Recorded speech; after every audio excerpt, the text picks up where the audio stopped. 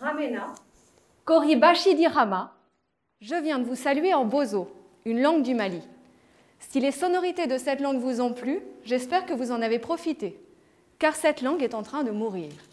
Elle ne meurt pas toute seule de vieillesse, elle meurt car elle est en train d'être mangée. Et oui, les langues se mangent entre elles. On parle de glottophagie. Glotto, les langues, phagie, manger.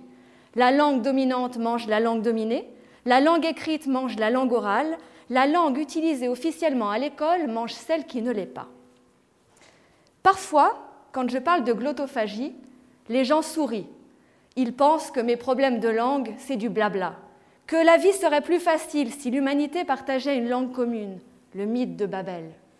Mais quand on interdit une langue, c'est un individu qu'on humilie et qu'on prive d'une de ses libertés les plus fondamentales, la liberté de pouvoir jouir de ses droits sans aucune distinction de langue, article 2 de la Déclaration des droits de l'homme. Et quand on prive un enfant de sa langue maternelle à l'école, c'est l'égalité des chances qui est remise en cause, car les scientifiques sont unanimes sur le fait qu'un enfant ne peut pas apprendre s'il ne comprend pas la langue dans laquelle on enseigne. Cette question-là du droit à sa langue à l'école constitue le cœur de mes recherches. Je mène mon travail au Mali et au Sénégal, deux pays multilingues, où la langue française est l'unique langue officielle, certes, mais où la très grande majorité de la population ne parle pas français. Mon objectif, comprendre comment fonctionne l'école primaire publique dans ces deux pays. Les enfants sont-ils scolarisés en français, même s'ils ne parlent pas cette langue? Ou l'école y est-elle bilingue, dans les langues maternelles, africaines des enfants, et en français, facilitant ainsi leurs apprentissages et leur épanouissement identitaire?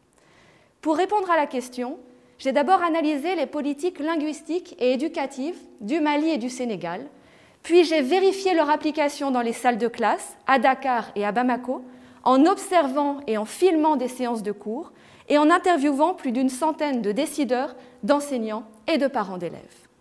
Bilan, malgré des politiques en faveur de l'utilisation des langues africaines en classe, la très grande majorité des enseignants continuent de dispenser un enseignement en français, faute de formation et d'outils méthodologiques bilingues, congrès et efficaces.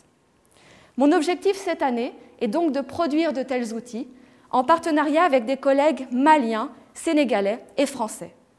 Nous espérons ainsi ensemble améliorer la qualité de l'école, renforcer l'égalité des chances, mais aussi sauvegarder, préserver des langues en danger, minorisées, des langues autrement dit en train d'être mangées. Aoniche, merci.